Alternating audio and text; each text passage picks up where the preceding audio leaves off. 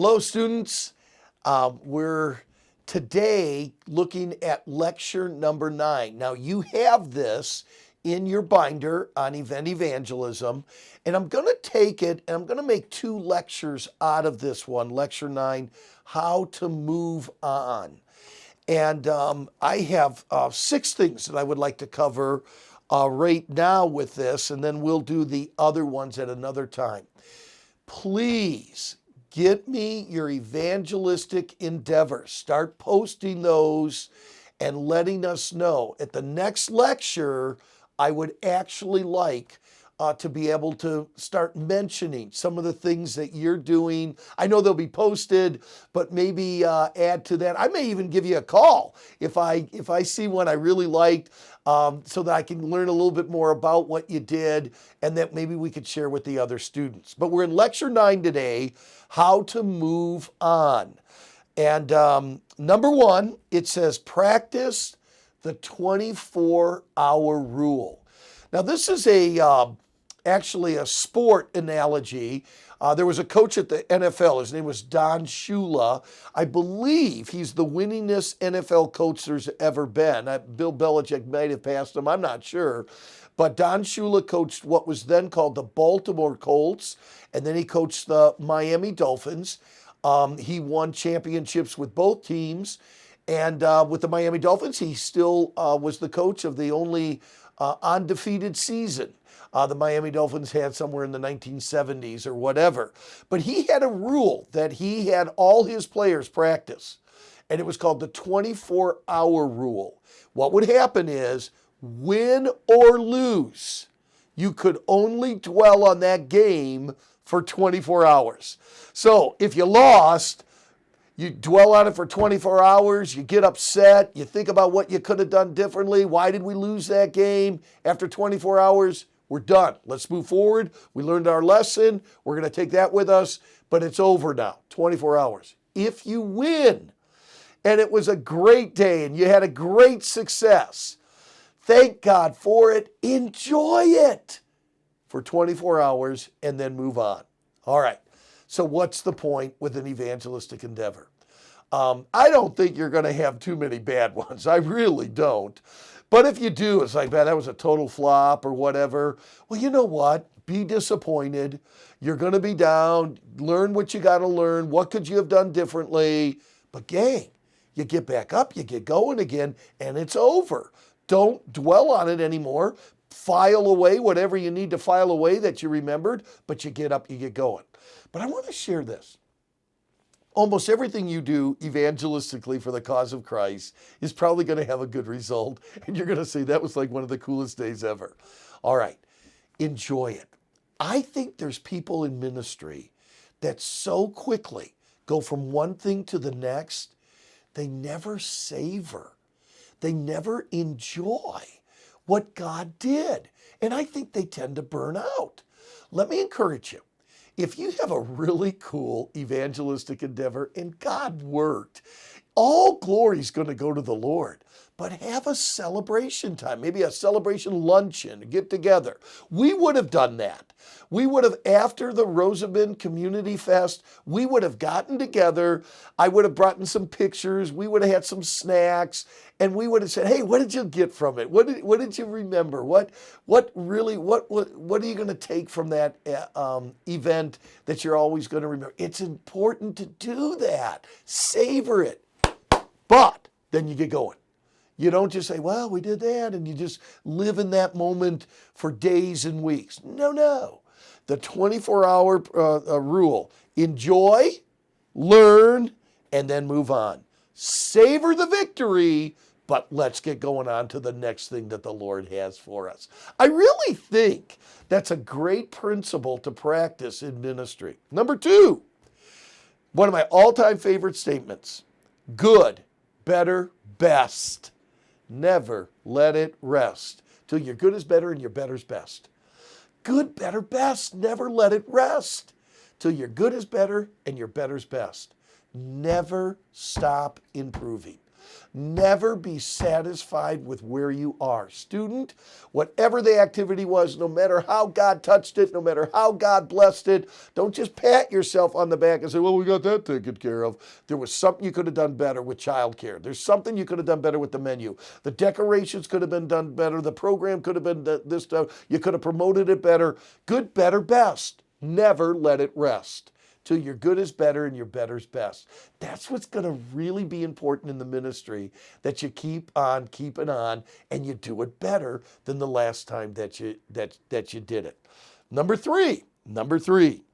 By the way, let's all say it together, the statement, all right? Y'all ready? Everyone together. Good, better, best. Never let it rest till your good is better and your better is best. All right, number three, keep asking for creativity. I just believe this creativity idea that we've planted in your hearts and minds is so important. I think there are thousands of ways to reach lost people. I really do, without compromising our beliefs, our holiness, our standards, or anything. I think if you keep your heart and eyes open, you will come up with so many creative ways. Again, I'm looking forward to hearing your posts during this coronavirus time. Listen, there are people that are living with a lot of fear, a lot of anxiety. I don't know the answer how to reach people during social distancing, but listen, you can do it. And there are ways for you to find out. Ask God for creativity. So keep asking for creativity even after the endeavor is over. What can we do differently? How can we reach a different target group in our community? What can we do then? So keep asking for creativity. Number four, start preparing, not comparing. Start preparing, not comparing. Now, what in the world does that mean? In other words, start preparing for the next activity. Learn what you need to learn, but don't compare it all the time. The next activity will be different. There will be things that you learn from it, but don't always compare it to the last one. I'll tell you why. A couple reasons. One, you're going to have new people working with you. And I'll tell you, when a new person comes in, you know what they don't like to hear? Oh, you should have been at last year's event. Oh, last year we did this. Oh, last year we did that. Oh, last year it was this. Oh, last year it was that. Now, you may have to refer to that. I've had to refer to Castaic a couple times. I've had to refer to Mojave a couple times to instruct you. But I'm not living in the Mojave activity. I'm not living in the Castaic activity. Those were great. We learned some things. We can learn from it.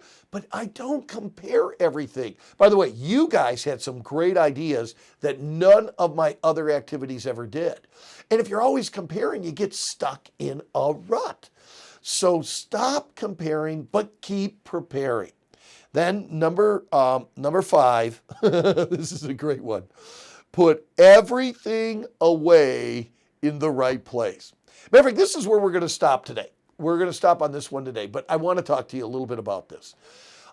Being a pastor of a couple churches over the years, and then doing these things and being the dean of students and being the student activities director, and being a Joshua Camps director, can I tell you something? People get all excited about the activity, but they don't clean up well. And they don't put things away well. And then you can't find this, that, or the other. Have storage bins, get organized, have a place. Now, some stuff, get rid of it. You'll never use it again. You'll never use some of those decorations, but some of it you will. My wife has a shed in her backyard, in our backyard, that all it is decorations from banquets. Some stuff she throws away. I'm never going to do that again. I'm never going to do that.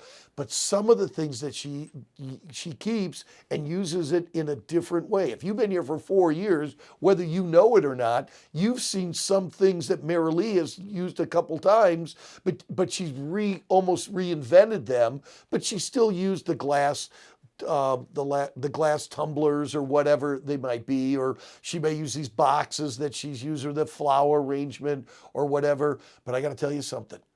The day after the event or the night of the event, putting things away in the right place is imperative. Churches are scrambling everywhere to find this or that or whatever. They can't find it. Hey, we did that event like 2 years ago. Do you know where that's? I don't have a clue where that is. And you know what? You're wasting your time and you're wasting God's resources. You weren't good stewards of what the Lord's given to you. I believe this is a very important thing. Put everything away in the right place. Now, our next lecture, we're going to pick up right here. Do you notice the next one says file all you did? So they're kind of close. It'll be a good review and then right into the next one. But so we've gone through practice the 24-hour principle, good, better, best. Never let it rest till your good is better and your better is best. Keep asking for creativity. Start preparing, not comparing. And put everything away in its what? Right place. These are some really good things at the end of an evangelistic endeavor. I pray will be a help to you. We miss you, students. If there's anything I can pray for, please text me. That would probably be the best thing. But if you want to email me or you want to call me, I have no problem with that whatsoever. Love to pray for you or with you. We love you and we do miss you. I don't want to spend the rest of my ministry looking at a camera, but I do hope that you'll take these lessons and they'll be a help to you. Thanks a lot.